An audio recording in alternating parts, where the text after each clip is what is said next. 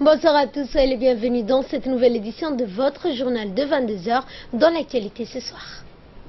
Dans le cadre des célébrations du 12e anniversaire des communautés ethniques éthiopiennes, des rencontres de coopération culturelle se poursuivent. Et en Libye, un nouveau drame a fait 35 disparus après un naufrage. C'était dans les titres, après avoir rencontré le Premier ministre jeudi dernier. La délégation éthiopienne conduite par M. Hassan Abdelkader, vice-président de la région Afar et vice-président du parti Afar International Democratic Party et ancien ambassadeur de l'Éthiopie au Sénégal, a rencontré ce matin le président de l'Assemblée nationale, M. Mohamed Ali Ahmed. Cette délégation est composée du ministre de la Justice, M. Ali Qorqabis Mohamed, et l'ambassadeur de l'Éthiopie à Djibouti, M. Chamebo Fitamo Adebo.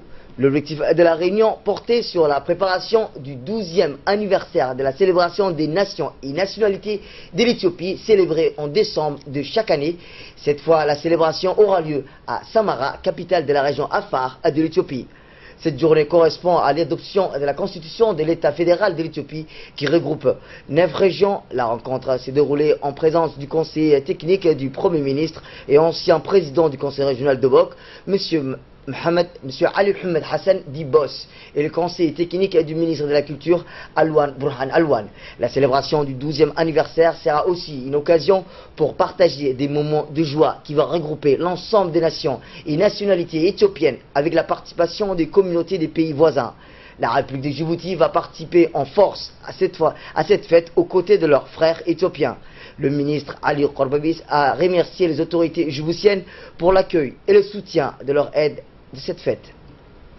Également, cette délégation a été reçue par le ministre du Commerce, du Tourisme et de l'Artisanat, et ce en vue de mobiliser les communautés djiboutiennes lors de festivités prochaines en Éthiopie, des célébrations du 12e anniversaire et de réunification des 9 communautés ethniques et tribales établies et reparties à travers toutes les régions éthiopiennes. Rappelons que cette année, c'est la région de Samara qui aura l'honneur d'accueillir cet événement. Également dans l'actualité, le ministère de l'Éducation nationale et de la formation professionnelle, en collaboration avec la Chambre de commerce de Djibouti, a procédé ce matin au lancement de la seconde formation en entreprise des enseignants de l'enseignement technique et de la formation professionnelle. L'événement s'est déroulé dans la salle de réunion de la Chambre de commerce.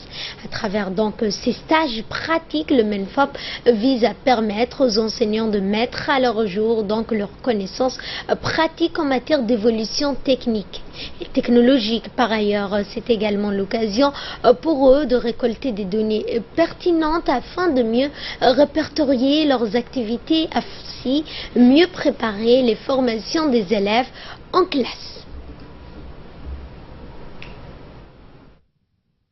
L'impact qu'il y a eu dans ces marchés depuis très longtemps parce que les technologies changent, mais aussi pour qu'ils puissent renforcer leurs compétences professionnelles dans les métiers. Donc nous avons eu des échanges avec les différents représentants des entreprises. Ces échanges ont été fructueux et sont partis ils ont accepté de bien accueillir nos enseignants pendant un mois dans leurs locaux pour qu'ils puissent améliorer et par la suite mettre en place une convention qui sera signée entre les deux ministères, entre le ministère de l'Éducation nationale et les différentes entreprises par l'intermédiaire de la Chambre. Voici les propos du représentant des entreprises. C'est une journée très intéressante pour le développement des enseignants de la formation professionnelle. Nous avons été ravis d'assister à cette cérémonie qui nous a permis aux deux parties de partager des points importants. Ça conclut par des accords qui sont bénéfiques de part et d'autre. C'est une très bonne initiative que le ministère de l'Éducation a entrepris. Nous continuerons nos efforts bilatéraux. Sachez que la première phase qui a été la formation des étudiants, ça s'est très bien passé et aujourd'hui la deuxième phase qui est le rapprochement entre les sociétés et les enseignants est une initiative très appréciée de part et d'autre et nous serons ravis de faire en sorte que les enseignants apprennent sur le milieu. La période de Khamsin semble être débutée à Djibouti. Des vents et des sables couvrent l'ensemble des artères de la ville de Djibouti. Les conducteurs des véhicules et les piétons, la visibilité commence à être mauvaise. L'arrivée du Khamsin est également marquée par la mer très agitée. En cette période de Khamsin, les autorités en charge de la protection civile n'ont pas cessé d'appeler la population à redoubler de vigilance, surtout ne pas laisser un feu sans surveillance, et que ce soit en cuisine ou ailleurs dans les maisons où l'on fume. Il est ainsi recommandé de prendre des mesures de précaution pour éviter des accidents. La protection civile de Djibouti a déclenché une alerte pour mener bien ses interventions durant cette période d'été souvent propice à une série d'accidents dus à la forte chaleur d'été et à la noyade pour les estivants qui viennent en nombre durant cette période d'été. Selon la protection civile, et cet effet est une importante à la population, veiller au risque éventuel des catastrophes liées à ce phénomène, risque d'incendie relatif à très élevé et des accidents routiers. Et les gendarmeries de la brigade du PK12 Nord n'ont donc cessé de faire une affaire saisie d'appareils électroniques qui a eu lieu dans la nuit du 6 juillet 2017. En effet, un magasin situé à la place PK12 a été cambriolé par des individus qui ont subtilisé plusieurs téléphones, smartphones et d'autres marchandises. Au cours des différentes perquisitions, les gendarmes ont mis la main sur 22 smartphones de différentes marques, un téléviseur, un écran plat 32 pouces et un écran d'ordinateur portable, ainsi que d'un ordinateur portable, tous provenant de différents cambriolages perpétrés par les membres de cette bande agissant de concert. À l'issue des investigations, les gendarmes ont révélé 10 cambriolages effectués par la même bande courant le mois du mois de juin à juillet de cette même année. Les auteurs des vols seront donc déférés demain devant le procureur de la République. Et enfin, dans l'actualité nationale, dans la page nécrologie, nous avons le regret de vous annoncer le décès de M. Mohamed Abdou Ali, survenu vendredi matin en Égypte. Le défunt M. Mohamed Abdou, né en 1948, laisse derrière lui une veuve, 17 enfants et petits-enfants. Il était le neveu de l'ancien Premier ministre Dileta Mohamed Dileta, le cousin maternel de notre collègue Ibrahim Tourab.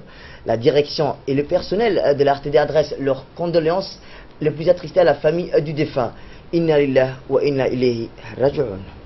Inna lillahi wa inna ilayhi raji'un. Et de là, nous passons à l'actualité à travers le monde. Il y a donc ce nouveau drame qui a fait hier 35 disparus au large de la Libye après un naufrage. Selon le commandant des gardes-côtes, 85 migrants, dont 18 femmes, ont été secourus avec l'aide de bateaux de pêcheurs qui avaient donné l'alerte.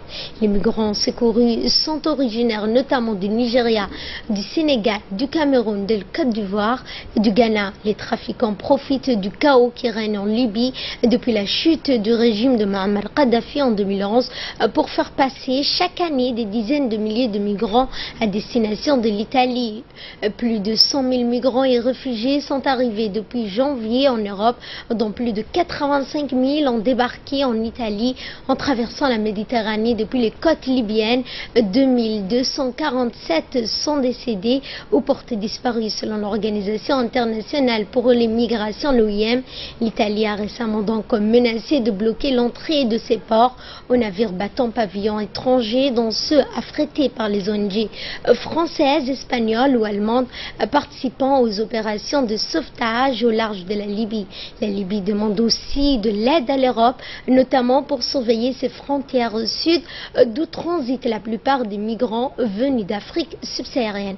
Voilà, c'est tout pour cette édition. Merci à vous de l'avoir suivi. Passez une excellente soirée avec la suite de nos programmes.